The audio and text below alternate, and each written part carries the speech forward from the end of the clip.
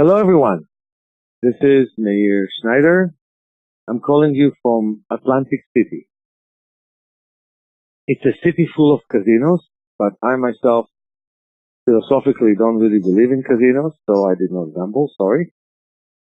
I came for the World Massage Festival, and it was very good. I taught a few lectures and was well received. There's a big massage community. And right now, I'm looking forward for this coming week to start my Part 1 training. And I want to just say something very important that relates to this way. Exercise has to vary from time to time. So, for example, the same exercise that works on Monday may not work on Thursday. And we always have to find what the body really wants to do in terms of movement. You have to understand that movement is something that we always live in. We think sometimes we don't move, but actually when you rest, there's a different kind of movement in your body that replenishes the body. There's constant movement all around us. The wind moves, the ocean moves, especially here in Atlantic City, the waves are so beautiful. The rivers move, and light moves. And the speed of light is amazing. And so, all the time, there is movement. And the question is, do we stop the movement or do we increase it? We can stop the movement in two ways. One is not move, and the other one is create such strenuous patterns that you may move in space, that you may freeze the subatomical movements within your body. You may freeze the molecular movement within your body just by working in a way that the body does not favor. So you freeze. So for example, if you lie on your back, maybe you should slow down the program now to lie on your back and to put your feet apart. You put your hands on your diaphragm or on the two sides of the shoulders, stretching all the way. And you bring your knees one by one down to the floor. You may find that they easily move down to the floor, especially if you've done it for years. But then some of you may find that they don't easily move one by one to the floor.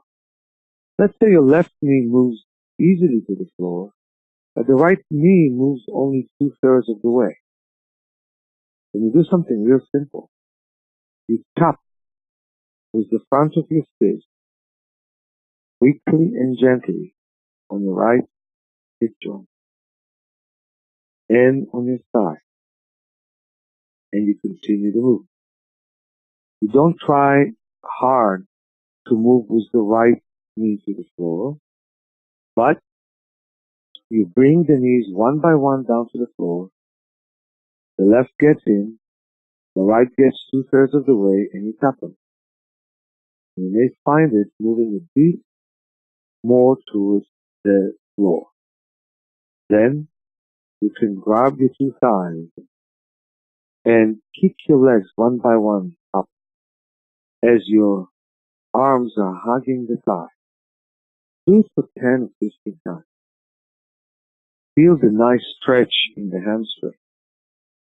Feel the nice relief in your back.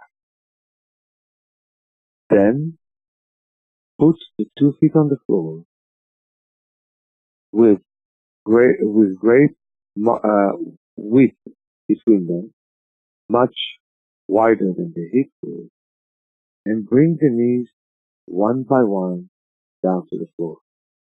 You may find then that the right knee gets even closer to the floor and almost touching the floor as well as the left. Of course, this was all hypothetical because you need to evaluate yourself and see how your movement is.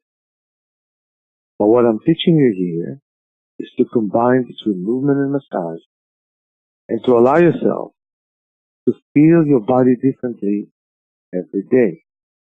One day, the right knee may get down to the floor almost as well as the left or just as well as the left.